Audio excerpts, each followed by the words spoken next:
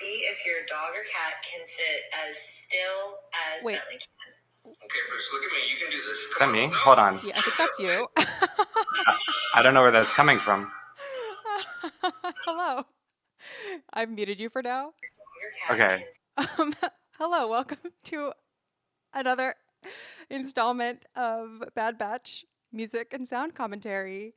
As soon as I pressed live, this weird something started playing from Justin's end. So I have muted him. Wave at me, Justin, when you think it has stopped. Come on. No. Nope, it's still going on. So I'm Xanthe. This is my friend Justin. James, James has been on every stream, and he is either on a flight or at the airport at the moment because his flight got canceled. So it's just Justin and me today, but I think James is in the comments. So yay. He's with us in spirit. So today we are talking about the music and sound found in episode 10 of The Bad Batch, season 1. This was Common Ground. Common Ground. Yes. Which was I thought it was an interesting title. Yeah, I thought it played out nicely on some many different levels in this episode, coming to common ground with Omega's place in the Bad Batch, in a way, leaving her behind, with Sid, common ground between separatists and clone troopers. Something that I found interesting with the name, I found it interesting at first when they were so opposed to working for separatists, because, that's definitely like only a thing that would make sense, probably if you've watched Clone Wars or just know a lot about clone stuff, because my initial thought was like, do they really actually care? Is this like really an ideological difference? That's what Disney Plus put as their as their tagline. It was like an ideological difference. And for me, I was like, I don't really think that it's an ideological difference so much as it is an allegiance difference. Yeah, and something that they're used to. Like, it's something that's probably been quite probably literally ingrained into them since birth. Yeah, it's like part of their programming for sure. Exactly. And all of a sudden, being mercenaries for hire, they can't complain about their clients. Yep.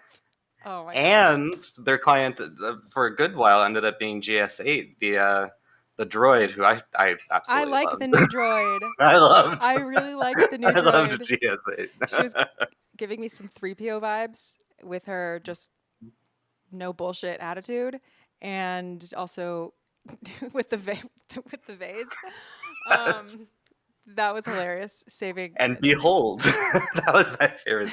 And behold. Yeah, that was really good. So to kick us off, why don't I start with a little musical thing? Let's do it. Great. Okay.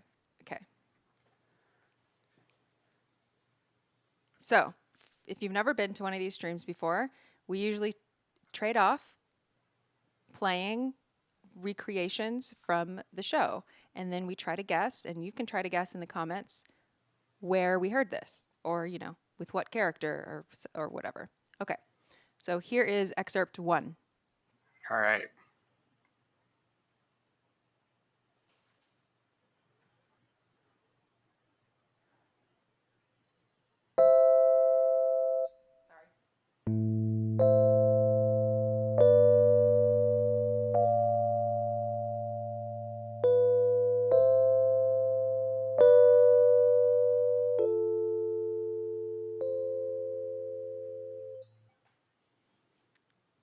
Can you play it one more time for me? Yep, I will play it one more time.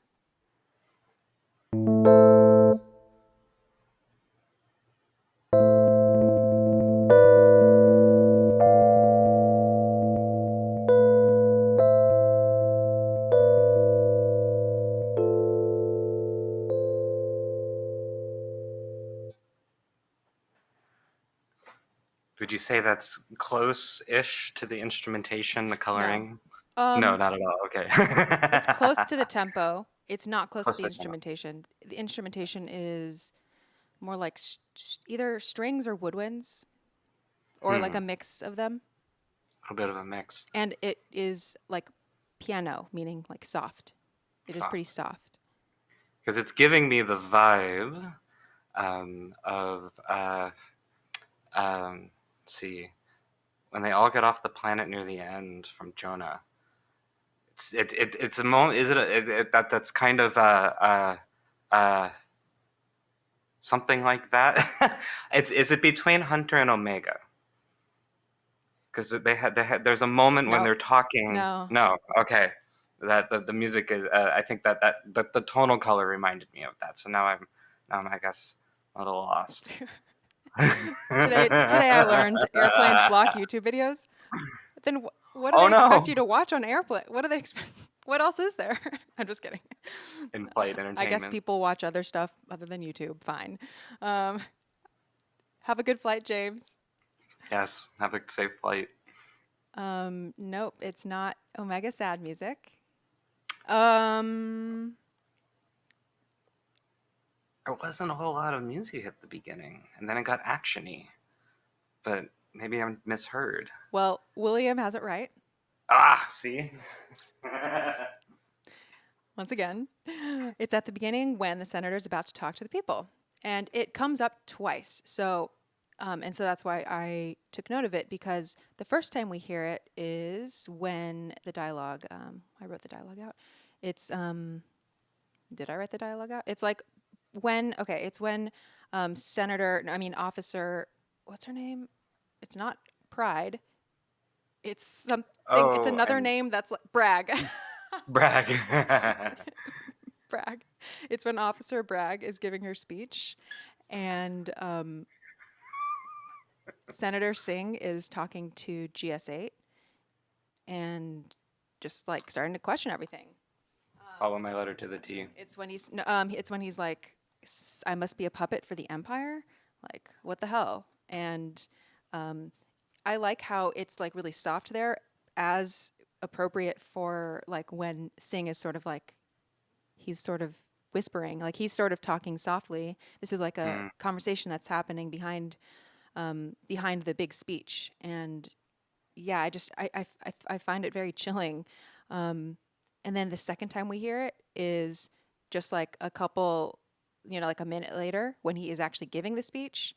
And he starts to give the speech, and he starts to be like, yeah, to be safe, like he starts to be pro-Empire, and then he stops midway, and he's like, you know what? And then he starts to like tell the truth. So when he makes that switch to telling the truth is when that theme comes back in. Interesting. Yeah. And it makes me curious now if did it come back? You said it only came in twice. It would have been also nice to have heard it when he's questioning leaving the planet. It may have happened again there. It may have happened again there. We'll get there. Do you want to do one of yours now? Oh yeah, sure. Let's see. Well, unfortunately, James can't hear us and had to leave, but I whipped out a percussion one for him. Oh, okay. Now's your chance to like butcher a percussion thing. All right. I don't even have the right. Then we'll tell if he was really if he really watched it or not. I'm gonna see if we can hear this, because it's down here. I don't have the proper instrument, but close enough. Okay. All right.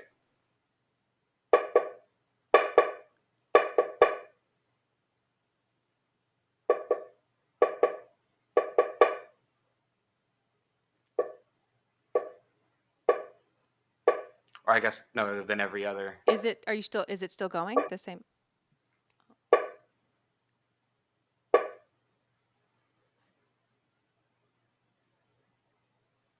Are you done? Yes, now I'm done. Sorry. Okay. Can you tell, is it a part with just drums, or is it? No, so it has some pizzicato, I believe a synth playing a boom boom boom boom boom boom kind of a feel, strings, and this wonderful. Okay. So that's a good hint, because yeah, that's a good hint. So what you're playing is like definitely not representative of the full thing we hear. It's just the one part. It's one layer from it. Yes, but I will say that all of the layers are very similar, so it's working with the rhythm. Everyone is Oh. kind of doing this dun dun dun dun dun dun dun dun dun dun dun dun dun dun dun dun dun dun. Okay, play it one more time, Okay. and then I'll put the guesses up.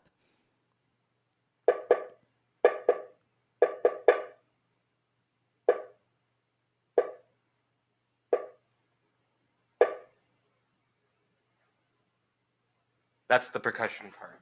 Okay. Okay. So I have a note in my notes that might, but it doesn't give much context. And Jonah says when they are sneaking around outside the building. And I'll tell you what my note in my notes was.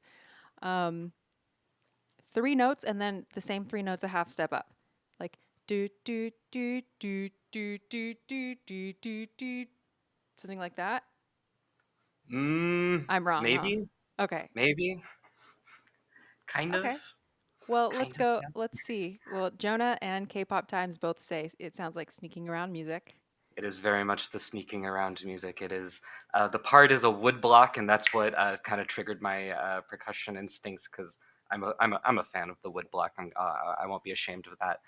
And it's when they're sneaking around first after entering the city, and right as GS8 starts to they push GS8 out to distract the guards, and Oh everything. yeah. And then everything underneath has this nice pizzicato synthesizer like Oh. duet. This like Oh. Is it around 11:05? yeah, Oh, I forgot to go back and check that because in my first all pass around that notes I area. have 11:05 creeping around music, and then at 12:15 there's like tremolos that enter. Yeah. Yeah, okay. And Yep. Yep. then I Yep. wrote, oh my God, what was it? I wish I went back and revisited this. I wrote 12:42 is an exact copy of a cue from. I heard an exact copy of a cue from a few episodes ago. I swear. Interesting. At I think it, 12:42. and I think it was do do do do do do do do Hmm. do do do do.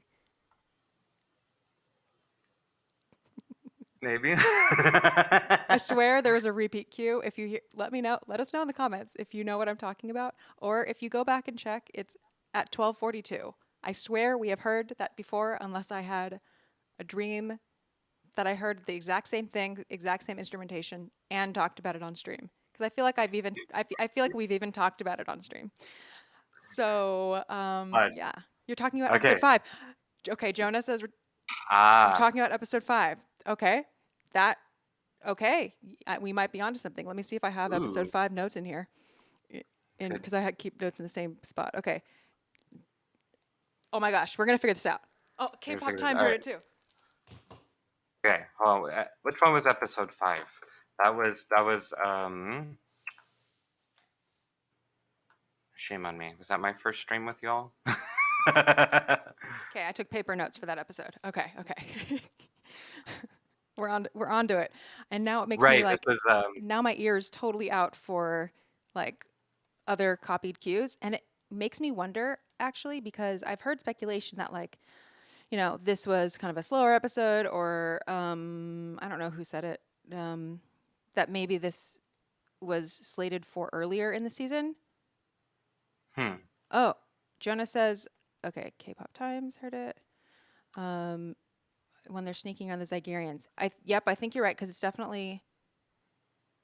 Anyway, I don't know. The point was like, this episode seemed like it maybe could have been in a different order. Like it, didn't feel like consequential to the right now storyline. Although I mean, I think that's true. That's I true. wouldn't call it filler, but I would call it like, it probably could have been a more flexible scheduling of this episode, and it makes me think that like that cue was made around the same time.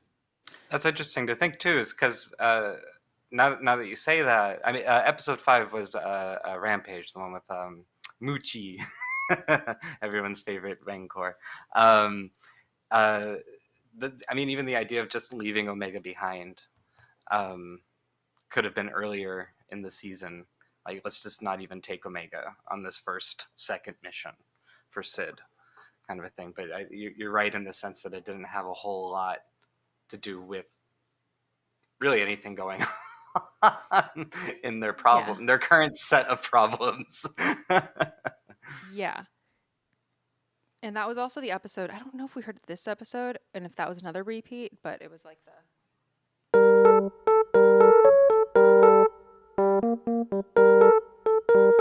Yeah. Anyway, okay. Yes. I'm glad I wasn't the only one. There was definitely a repeated cue, and by repeat I mean like copy and paste into the new one. So yes, I feel like that's totally great. a musical Easter egg. Good job, team. Good job. Yes, good job. The internet's just gonna go wild with this one. I know it. It's gonna be like the top Easter egg in all of the Easter egg videos. Watch Mojo top 5 Star Wars Easter eggs.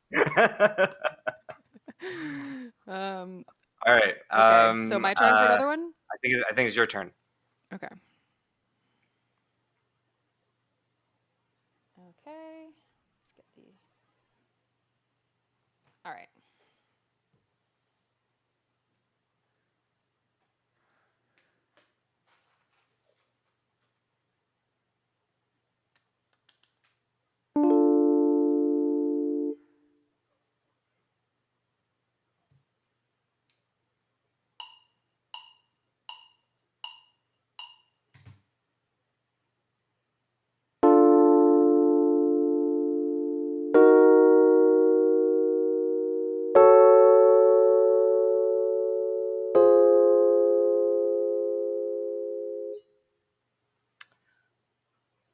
Ooh, one more time, please.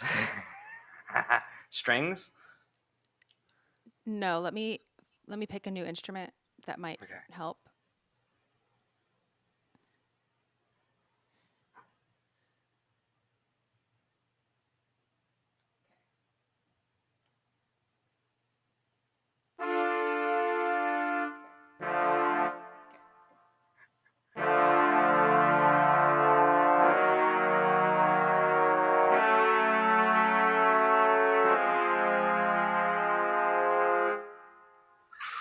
Except it's more like it's a better sample library than what I'm using.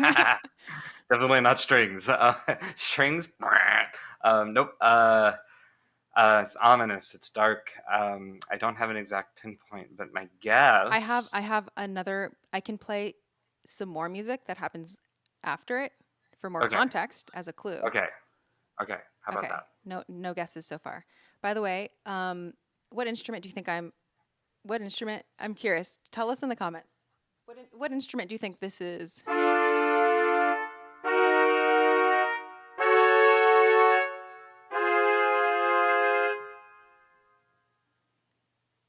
Okay. That's fine. So I'm going to switch it back to the piano to the electric piano. Gotcha. Because that's just more of the catch-all for everything. We got trumpet in the comment. Yeah. Yeah. It's a trumpet. It's a trumpet. Trumpet sample tuned down.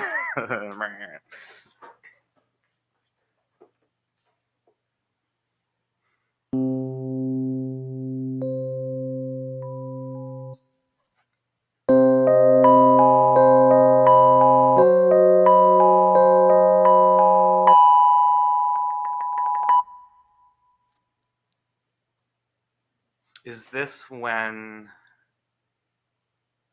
this when Bragg and Singh are having negotiations in the chamber? She pours him some wine. Yes. Got it. But the second cue, can you be more specific? Like within that area.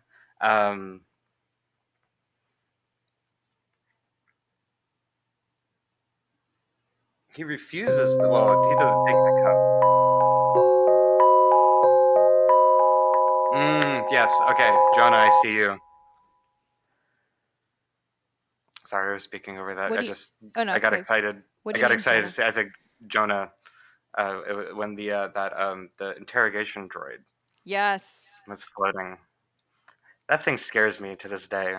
Anytime that thing appears in any Star Wars, whatever, it is a terrifying little ball of doom. Oops, wrong one. I wrote it out. Wrong one. I wrote out a lot of them today. There we go. The interrogator. Hmm. And okay, so little Star Wars music lesson here. Okay. I'm always really awkward at where I place these. Hold on. We both got to have our eyes just so it's just our no. Here we go. Here's a Star Wars lesson for everyone. Okay. So the first way that I wrote this out, which it's okay if you don't know what this is. So if you look at the top line, this shows C, E flat, B natural, G sharp. That thing's like a floating hedgehog. And then the version 2 version, what is what you see on the screen right now, and you can see that I've like highlighted some chords, so you can skip the parts where there's notes if you don't read music and just pay attention to the chords. So if the CM means C minor, the red chord, so yeah, they're color labeled C minor, and the A flat minor is blue. And what it does is it's just going between sort of implied chords of C minor and A flat minor.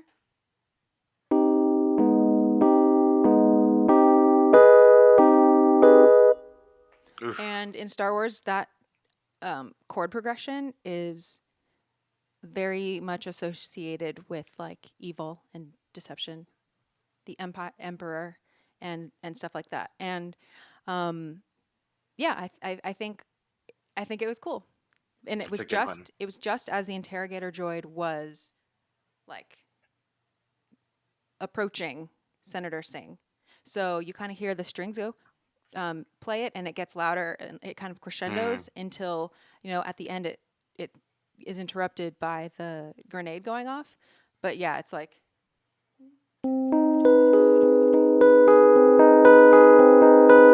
And then the grenade, so it stops. But yeah, that's a cool one. Yeah. Oh, and before, what I played before, the triad, did I write it out? Nope, that was the first one. That was the puppet one. The second one is this. The Imperial Triads. That's what I'm calling. And this also felt very. This is part of the Star Wars music lesson, and this is something. This is like not just Bad Batch and animated. This like extends to the movies too. So this is John Williams, when he set up sort of the thematic harmonic language of Star Wars, he implanted sort of Imperial triads like this, and in the original trilogy. So.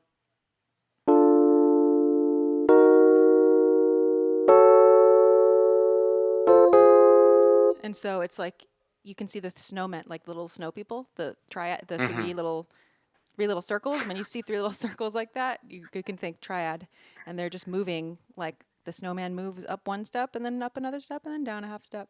And so yeah, that is a very familiar imperial sounding chord progression, and it was cool to get that in this scene. Very, very spooky snowmen. They're Halloween snowmen. Spooky hedgehog. Spooky hedgehog. That was good. That's a good one. Okay, I got one for y'all, and this is an easy one because it's one of my favorite sound effects, and that doesn't necessarily mean it's easy. No, you're all gonna get it, and I wanted to recreate it because I heard it, and I'm like, I love this sound. I don't know why. All right, let's see if this works.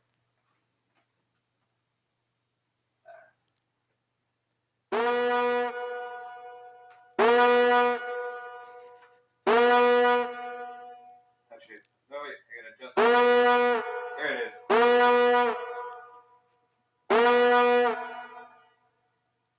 So I think that's the Imperial, or the little alarm thingy. Yes. But when you first played it, what I really wanted to say was the horns from Phantom Menace with the Augie's Great Municipal Band. Yeah, no, that's a good one too. No, the Imperial Alarm. Yeah. The Imperial Alarm. It's so good, and it's That been with us blaring. since. It's been with us since the beginning of Star Wars, and it's been really. And it's one of those sound effects for me that has been really interesting to hear transform throughout the entire kind of timeline here, because you get I went back and looked up. I'm like, okay, is this the same Imperial Alarm, or is it a little different? If we want to be a real nerd about it, the We original do. pitched So a little explain. pitched a little lower, and it's got more of a horn blare to it. Yes, the Imperial Alarm. And So then okay, wait. So what you're saying mhm. is like the original alarm from the like A New Hope, Empire Strikes Back era is like instead of brrr, it's more like brrr. It's more just lower. It's the same shape. There's a Oh yeah. woo, That's what I was trying to woo, just sing lower. woo, Do you woo. know It's how kind of much? like that. Do you know how much lower it is? It's I didn't I was so focused with getting the right pitch for this one because it was higher that I had to stop watching all the other sound effect video to kind of match it. But it's definitely at least a whole step lower, maybe even like 2 steps lower. So for on a piano, a cu- So what you did was like a B flat, right? about um, Or like a B? I didn't find the pitch on the keyboard this round. Oh, I okay. found Can you it. play it again? I found it with the just matching the oscillators. Yeah. Ah, yes.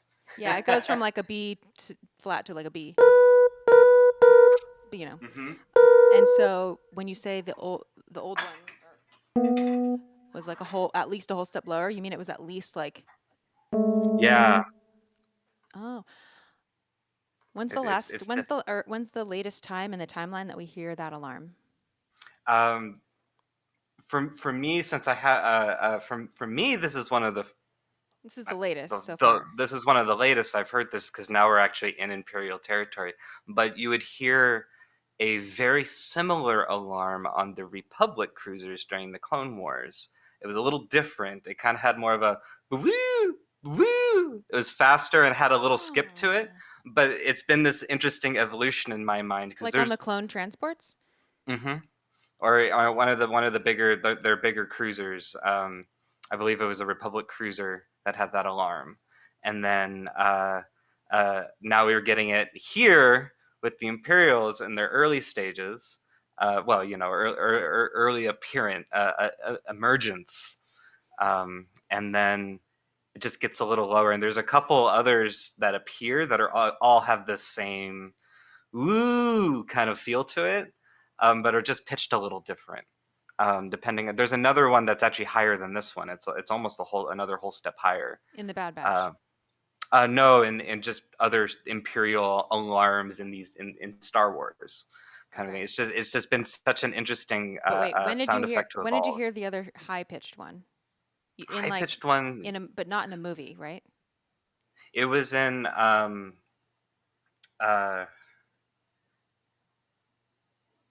oh, now I'm on the spot and I can't Because remember. what I'm getting at is like in my head, I'm starting to like form an explanation for why this might happen, and it just makes me think that like this is when the alarms are new and it's still nice and high, and by the time you get to a I New like Hope, that. it's kind of like a little bit like it needs to be tuned up a little bit, so it's like kind of just faded in pitch. So it's like it's not spunky like I it was in the young days. Now it's like mm. I like that explanation a lot. um, yeah, I don't know. It's been a sound effect that's always stuck out to me, and I've enjoyed the evolution of it. It's kind of the same with my fascination with the stormtrooper helmets. How this was one of the first episodes where we got nothing but stormtroopers for the first time in those helmets in an animated series. I mean, I could be completely wrong by saying that, and I probably am, but like seeing it like this, um, I don't remember. I always like the fact that Hunter has the precursor to the stormtrooper helmet, the closest, at least. Shape-wise? shape-wise and face-wise. The I never thought about that. visor. Huh. And this Empire and those helmets. They just love. Everyone gets a helmet. Everyone gets a special helmet. I love it. Canon, thank you. Thank you. I feel very validated, Just like the make solo 2 happen was a hashtag, make detuned Imperial Alarms canon. I will fight for that. Um, I will fight for that. I feel like that's one thing where it's probably just a better choice of it making it again, and if we just pretend like it is. But yes, thank you for that one. Oh, Wait, I remember now. AT-ATs, Hoth. They have the same alarm, and they have the same kind of mechanics to go off, but it's a little higher. Now I remember. I was okay. just kind of like, it was the AT-ATs. Maybe the So that- AT-ATs were just the AT-ATs were just new. yeah, that's yes. They were brand new. Brand new. But everything was frozen, so you couldn't get out. Maybe. Yeah, there's something happening with the snow, with the weather. Oh, well, weather tightens thing. Tightens spaces up. So, yeah, it still works, everyone. It still works. We still have our explanation. Okay. I do have one more musical example. Awesome. Okay. This one's a little bit long. I'll tell you when it's over.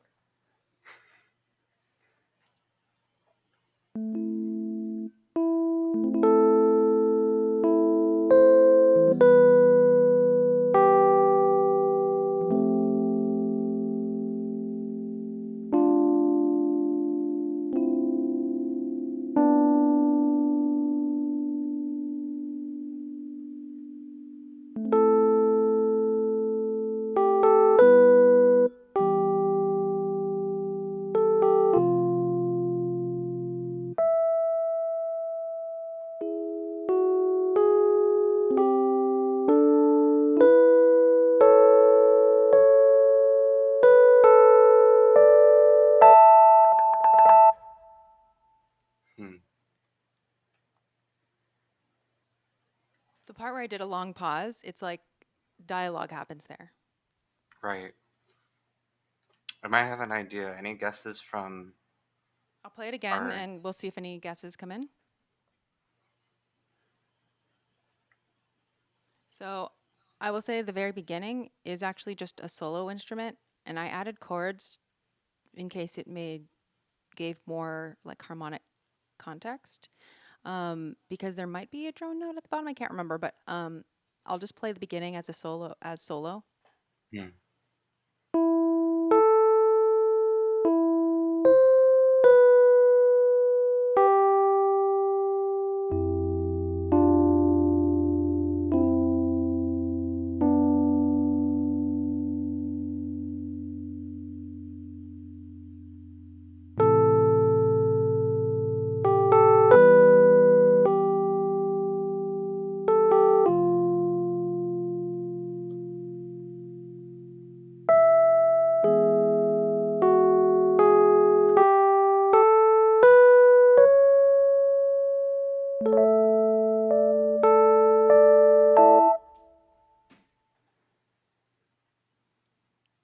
Okay. We have some guesses. Okay. The last scene. Can you be more specific about what's happening? Sad Omega? No. Something with Omega? No, but I can see why. Omega's not in this scene? It's actually not with Omega. Oh, no, it's not the last scene, because the last scene is Omega. Oh, wait. That was good. Another guess. It could be the scene where the senator looks back before he leaves the planet. Yeah. Aha. That's it. Aha. So then we... Let me narrate it. Okay. Wait, what does he say first? Before I cannot abandon my people? Well, it's when he says I cannot abandon my people. Wait, I can't. This doesn't feel right? Yeah, something like that. Okay, so. Yeah. I cannot abandon my people. I must help. But if you help, blah, blah, blah, blah, blah, blah, blah, blah, blah, blah, fight another day. And then that's when he's like, that's when he's like, okay, yeah, you're right. And then we get it's more flowy.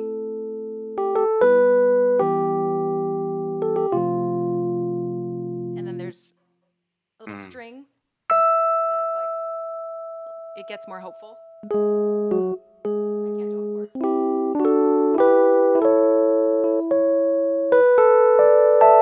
And then it goes into the last scene. But that was the bulk of it, was Oscar nominee. Yeah.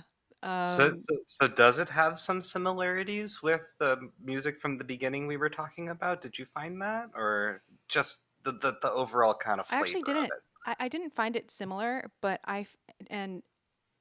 but it felt like it felt like a well-formed theme. Like it felt like a deliberately formed theme, and so that's why I wanted to write it out, because it makes me feel like I hope it comes back again, basically, you know? But, you know, I felt the same way about Fennec Shan's theme, and we haven't gotten that again yet. So, but, you know, like it feels like there's actually material here rather than like sort of sequences, like action sequences that are sort of, you know, cut and paste here and there just for random action. Like this felt like it feels kind of like a leitmotif, right? Like it feels like. I agree, and actually, now that you mentioned that, there was a section earlier when they got to Raxus as they landed that had a very thematic, like it felt like a thought out theme that we were gonna that we were gonna get again. I was thinking of writing that one down, but I kind of figured, since it was so like prominent, it was gonna get doubled. But yeah, no, I agree with you. It feels like material in the sense that this could come back. This could easily be a something to be rearranged multiple times, different instrumentation to keep coming and representing, like you said, a leitmotif. And I actually feel that way about Senator Singh's first one too. I got because that happened twice already.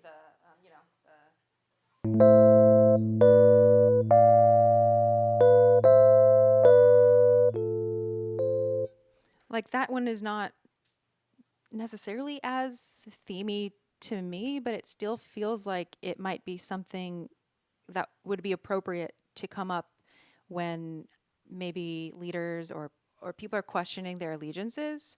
Yeah, so it's hard to say. Or maybe Senator Singh is going to actually be more in the series. I don't know. Like this second one that I played, like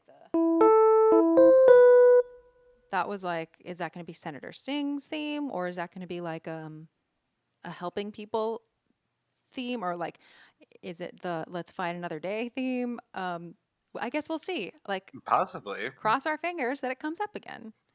That would we be got cool. the Imperial Snowmen chords that come back and represent. That could happen. Yeah. Love it. Okay, I got one more for y'all. Perfect. I got one more for y'all. Another easy one. At least, yeah. Let's see if this comes through. It's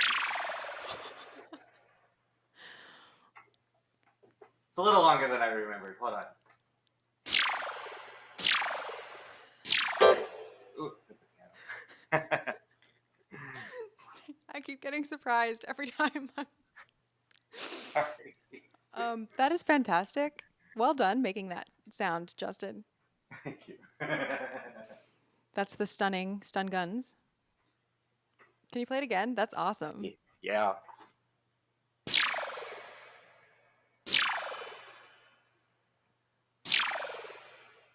Yeah, it's the stun guns. That is so good. I love that sound. It. It's a if for those interested, it's coming off of a synthesizer over here called a Neutron, made by the Behringer company. But it's a filter, gives it that kind of thing. And I think in an earlier episode I mentioned that filters, which kind of shape and sculpt the sound by removing parts of the sound, like Instagram filters. do the same like for Instagram. visuals. Yes. Exactly.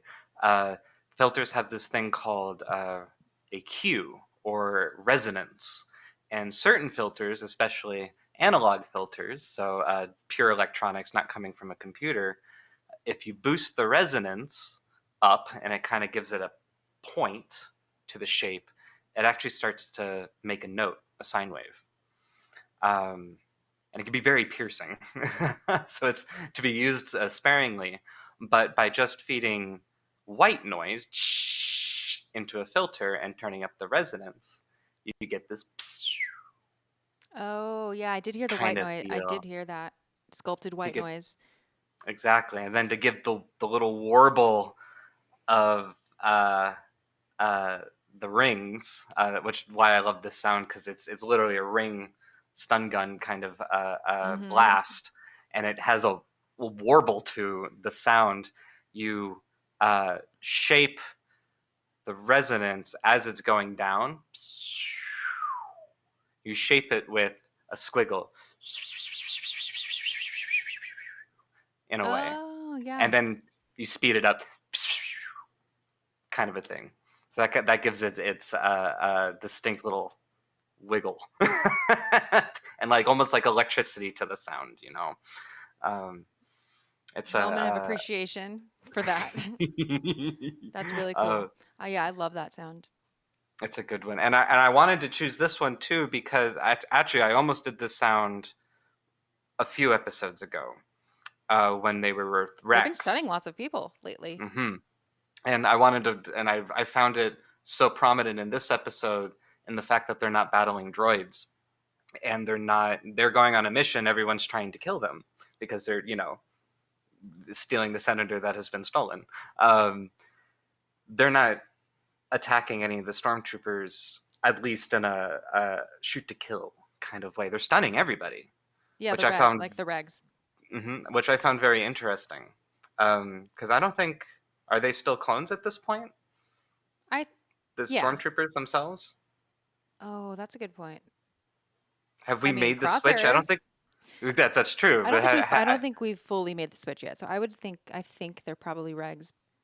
And I would think that they're like which would safe trying to because they know what it's like. exactly that, and that's what I'm pointing out is that it's interesting that they went into this mission with the intent not to hurt anybody if possible, Mhm. despite being the crew that you send in to hurt people in the past at least, and get things done. I like that too. Yeah, yeah, fun sound. So William said, I think we will see the senator again. Yeah, it's also still clones. And I would actually, exactly, Jonah. They stun them because they know their brothers aren't doing this of their own will. Mhm. So regarding seeing the senator again, like I was actually really happy that we got to see Raxus again. Um, that was one of the Clone Wars episodes that really stood out to me. And it's when Padme, I believe, was going to Raxus, or like she had a friend basically that was a separatist. And I remember, and Mhm. Ahsoka was like, "You're friends with a separatist? Oh my god!" And then you obviously get to see that like separatists have their like they could be good people too, and like um, I remember really liking that. And then that arc was well tragically cut very short. Um, Mhm.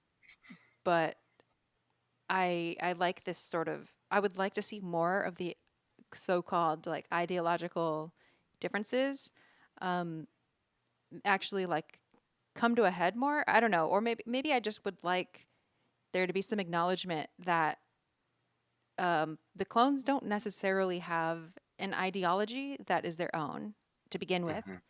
Um, yeah, but I was glad that we got to see that. And so to that point, I think I would like to see the senator again too, because it would be cool to see him now in this with this new relationship to the clones, or at least to Clone Force 99.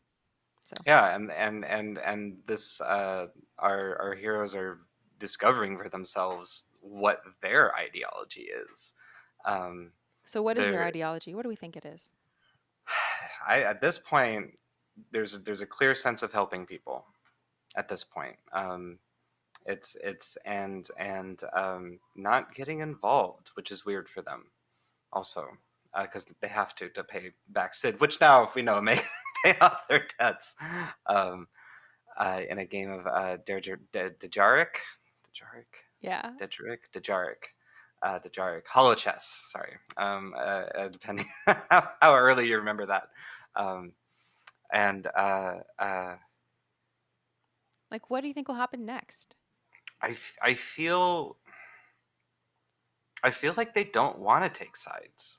I feel like they've been told what to do for so long. Now they're on their own and they're seeing the messed up situation of all of it.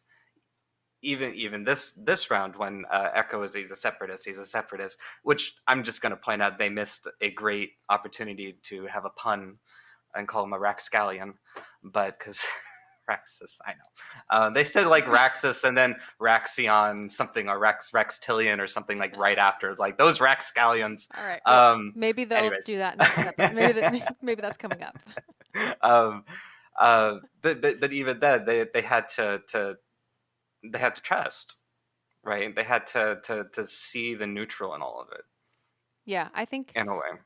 I think they're going to keep trying to be neutral as well, and also I think what they care about is obviously like brotherhood, family, like their crew, whether it's actually their crew or even if it's just sparing the regs, and still trying to hope for Crosshair's redemption, and yeah, so I want to point out a few other like favorite sounds.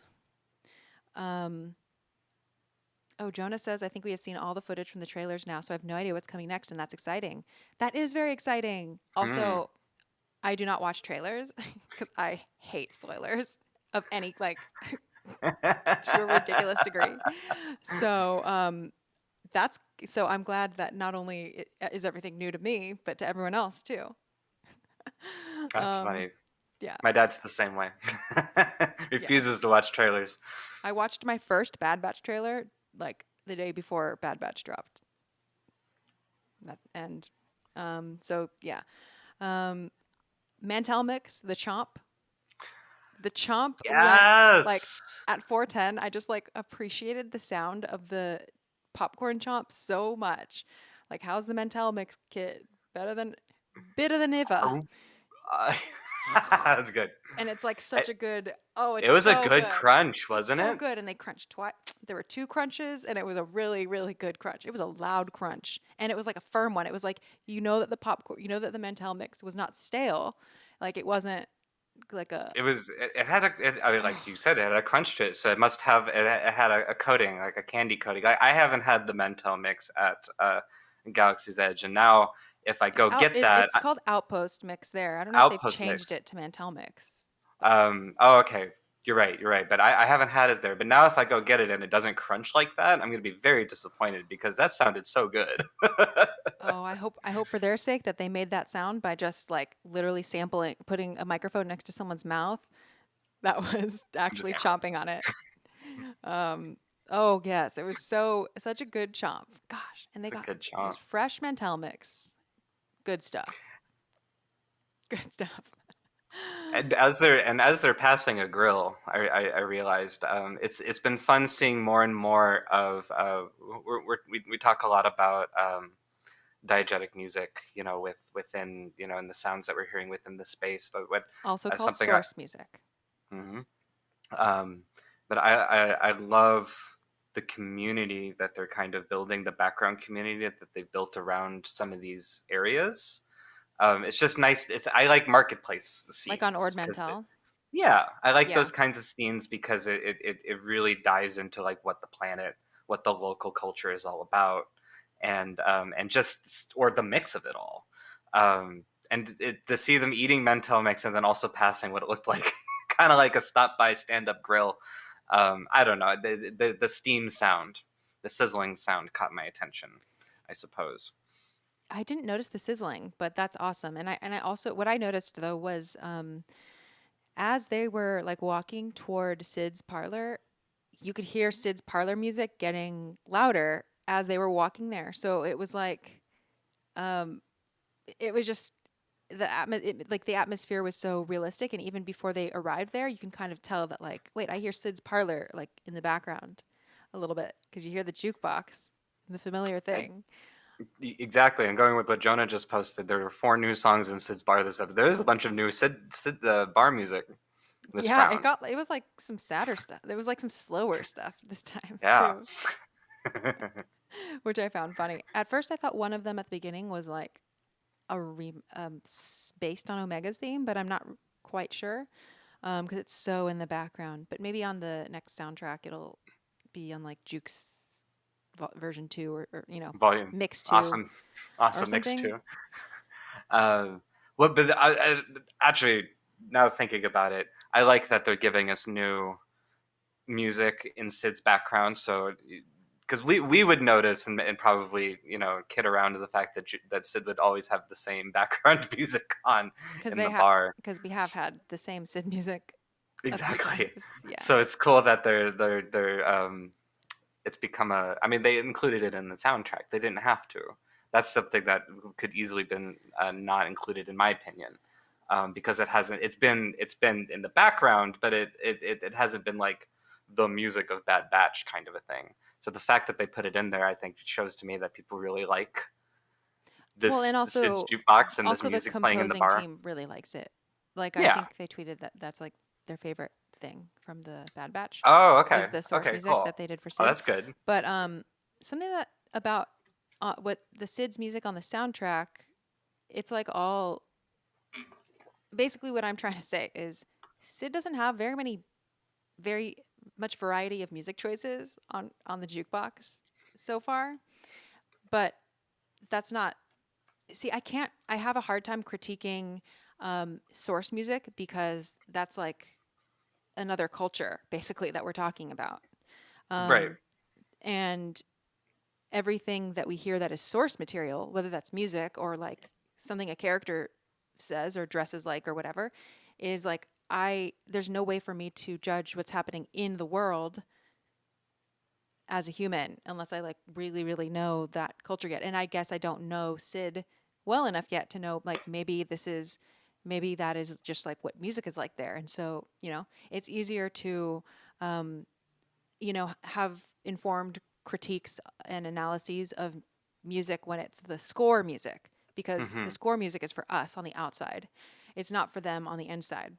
So yeah, Sid's music is what it is, and that's about all I could say about it right now. Like unless I made it very clear that I'm lifting it from the original context and putting it into my human context.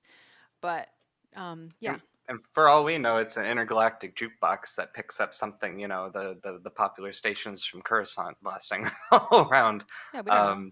I have no clue. A sound design thing I noticed. I've noticed it a few episodes, but it hasn't gone away. Is like the mixing of some of the voices seems like it comes off wrong on my speakers, on several of my speakers. Like basically, Echo or Tech always sounds really loud, and so does Sid.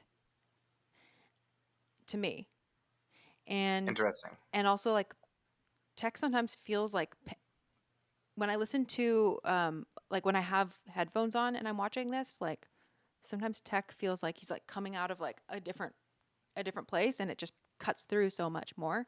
And then I also feel the same way about Sid, and that makes me wonder, since I've experienced that on a few different speakers, if I'm being like Fletcher Munson, because their voices have fewer low frequencies, like they're higher voices, sort of, right? Like, doesn't Tech sort of have Tech has like a low cut filter on or something. Low, yeah, right? he's kind of more. It's a little nasally. It's more It's a little more.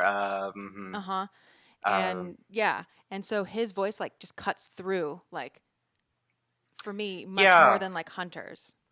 And we know, and I'm sure, and for everybody, higher frequencies cut through things.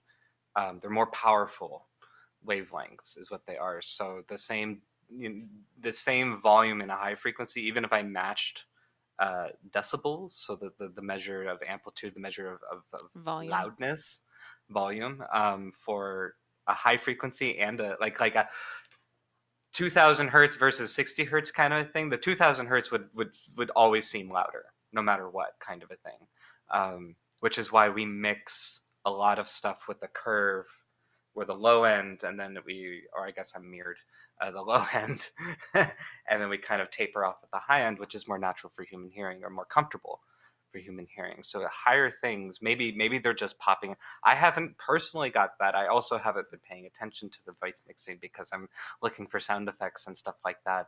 Yeah. And Maybe also, maybe as I feel like my ears are just like kind of, I mean, we're all kind of quote unquote ruined by what we are just have done for all of our lives. So my ears are just like really in tune to like frequencies that are on the violin, which is relatively like the violin has like a lot of similarities to the human voice in its mhm, range. And also it is sort of like higher. So like I will always pick up on frequencies, sounds that are in the violin's range than I will like the bass. And I'll have to listen to the bass thing, like if it's super low pitched, I'll have to listen to it so many times and be like, what note is that even? And I won't even be able to like tell very closely what's notes are being played. Whereas if I hear a violin, I can like really easily discern what is happening. And so voices for me, like when I'm editing my podcast, for example, like the main show, mhm. um, when I'm talking with someone who has a lower pitched voice than me, oh my God, it's like when I mix, it'll say like, we're both at volume 7 or something.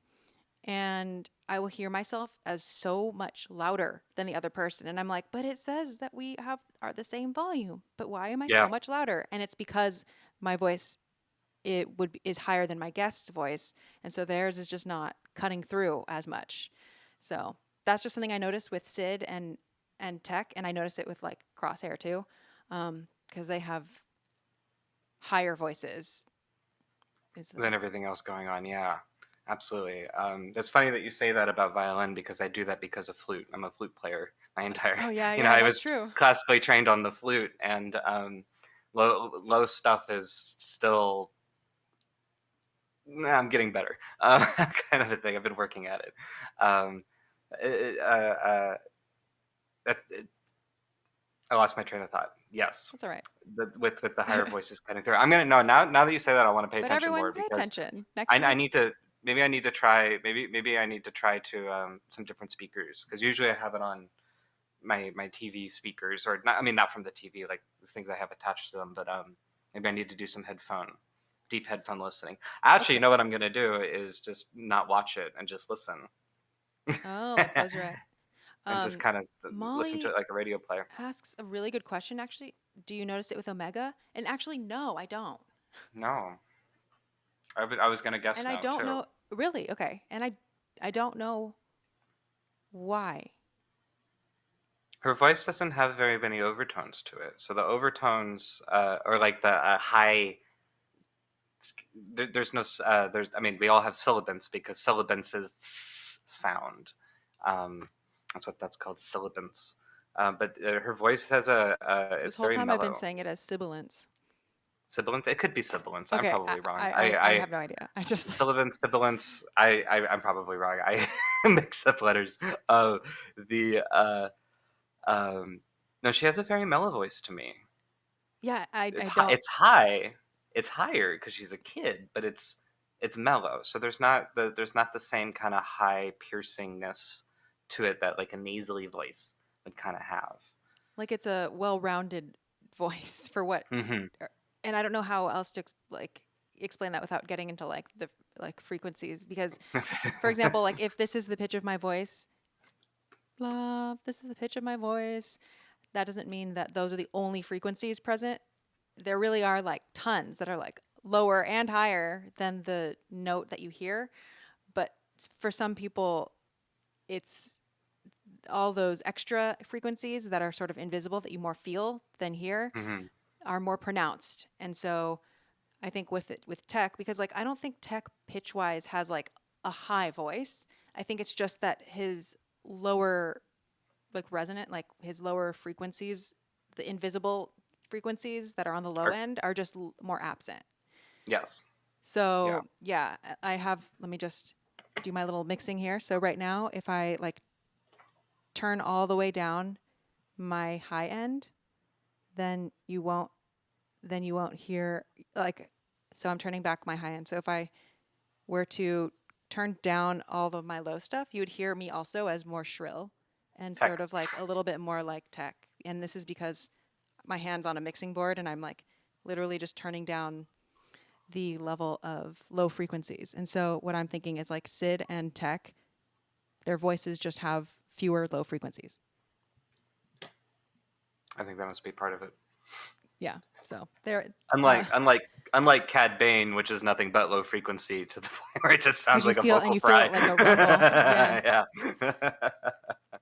So I'm just going to run through my list of other cool sounds. Bandana, love the nicknames. Goggles, bandana, really great. I like the way that Omega says, yes, sir, all glum. Like such good acting. I mean, I think Michelle Ang, just is doing such a great job with Omega. Yeah. Let's see, creeping around, the squeal effects from the Dejaric pieces. Yeah. There's a little, the little sounds of the creatures, the pieces, are quite nice. And oh my God, another sound that I loved was the sound of them running in the grass.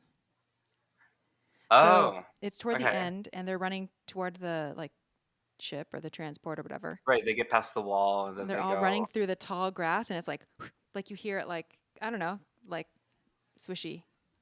Yeah. Very good. Very good. And the last thing I will say about the sound design is when we get back to Sid's and it sounds like, wow, there's like a party going on in this bar. What's happening? It's a very familiar bar sound, and I really appreciate that. And that goes back to what you were saying earlier, Justin, with how you appreciate how they've built up Ord Mantell. And I feel the same way about like Sid's bar, like we have or Sid's parlor, like we have the regular patrons. It's the familiar sound, and not just the sounds, but like the filtering of the sounds, like the mixing of the sounds, like the space feels like it's an intimate space, like it's, it sounds like a bar. It sounds like a parlor. It sounds like, except for Sid's voice, which cuts through much louder than it would be in a bar, but that's okay. Yeah, just very realistic. The cheering, the music, like Omega, like killing it on the hollow chest board, like right. It was just such, the type of sound that you could take for granted, but just really well mixed there. I think so too. It's what is it? I lost it again. I'm sorry. Because I'm listening to all these great things, and I'm like, oh right, and then I'm trying to remember bar, Dejaric, hollow chess is the familiarity. The familiarity, yeah, just the familiarity and the fact that there's plus that's like the most packed we've seen the bar. So I wonder if we're gonna get to see more people, because it's always just those two. Oh yeah. Those two, Bolo and Ketch. yeah, just kind of sitting there. They've kind of had a little bit of an arc themselves. I mean, I love the mean look that they gave Sid when she's like, "Well, if you weren't so helpless," and they're like, "Not cool." Like everyone kind of loves Omega, kind of a thing. And I do, and that's another thing. Like I love how there's the two regular patrons at Sid's parlor, which is also like just very realistic to have like those two friends always there, and the way that they've interacted with the main characters has sort of like they have been ambiently getting to know the Clone Force 99 too, just because now they're seeing all these new people at their bar all the time. Yeah, like it was when they walk up to Rex like a few episodes ago and are just like, get out of our spot. And right. there were moments earlier on where you're like, oh, I don't get, like, do we really trust these guys? Like, we don't really care. Like, I don't think we trust them now, but the fact that they kind of, I don't know, went to bat for Omega with a look to Sid. Sort of, I don't know. I like that. I like that familiarity. Yeah, and even Sid had to take a step and go, okay, I'll go do Sid's version of apologizing. And then at the end says, don't mess with my friend. So Yeah, I love even that. even Sid is falling for for Omega, and how awesome Omega is. I am though waiting for Sid to betray us, Mm. because Sid has mentioned many times, it's a good thing you don't trust me. Is a good thing you don't trust. No, never trust. See, Like, don't trust me. I took that as trusting her more. Wait. First, credit to Matthew Wood. Yes. Matthew Wood Mhm. is awesome, and he's also a voice actor in many of these things. Awesome. So, yeah, Matt Wood is the supervising. Like, he worked on like all of the films, the special editions of the original trilogy, and the prequels, and the sequels, and all the shows. And he's also the voice of General Grievous, all of the battle droids. Oh, He's also the voice oh, of of so many oh my goodness! little Why do I not characters. know this? So he's all the battle droids. Um, but yeah. Shout out to Matt Wood. So when Sid says, "As you shouldn't like trust me," that made me think that like she's at least being real. Like, Exactly, and I guess that's what I like. That's why I'm curious. Like, are we gonna get a moment where Sid finally she's No, gonna I DJ got on more them, huh? money. He's gonna do. Yeah, might just say, hey, they paid me more, a lot more, enough. But although I will think that Sid will have a moment. Sid will have to think about it. It would Mm. have to be a good. I think Sid will have to have a good sum to do it. But I think the Imperials are, or the Kaminoans, perhaps they're hiring all these bounty hunters. They got some cash. I think it's bound to happen when you're a bounty hunter. When your profession is, I mean, when you're a bounty hunter, like it's a big deal in The Mandalorian when Din sort of goes against his assignment. Mhm. Like when that's your profession, when you're in that business, that's what you do. Like, and not just bounty hunters, but people who are sort of solo agents. Like DJ from The Last Jedi, and Mhm. even like Han Solo, and I mean, just many Star Wars characters, Crimson Dawn, like so many. And the only thing that I think gives me hope for a longer arc, for a longer game with Sid, even though I agree that like I'm sure there will be some storyline where she does betray them. I feel like because she also has a parlor, she that affords her possibly like a way out of just the bounty hunter thing or Mhm. just the taking jobs thing. Maybe. I mean, maybe I don't know. I don't know. We'll see. Matt Wood is Wat Timbre too. That makes sense. So yeah, guess we'll see. Yes, we will. Yeah. And with no trailers to tell us, which is good. Which is Yes, good. which is Don't want really to know. good. We don't want to know how Thank that you, goes Han Loves apart. Leia. Never thought about how much mixing sound affects Star Wars. Yeah, Star Wars sound mixing and sound design is like So good. it's really, really good. It's It's so good. really good. I think, I mean, the shows do a great job at it, but I think if you really want to see when they have more time to like really take their time with it, I would rewatch some of the movies with that in mind. Like honestly, I would rewatch The Last Jedi Mhm. and really listen to the sound design because it's so amazing. Like specifically go back to the like Praetorian Guard fight scene is like one Oh yeah. really well mixed that like you hear every weapon, you hear every like swinging of every weapon, you hear like I mean, yeah, I could go, we could both go on. That's why Justin and I are friends. Like, Yeah. we connected over like sound design. So, yeah, really great stuff. And I hope that you continue your journey in that. And, come back to this channel. You can get a dose of it too. Always So, trying.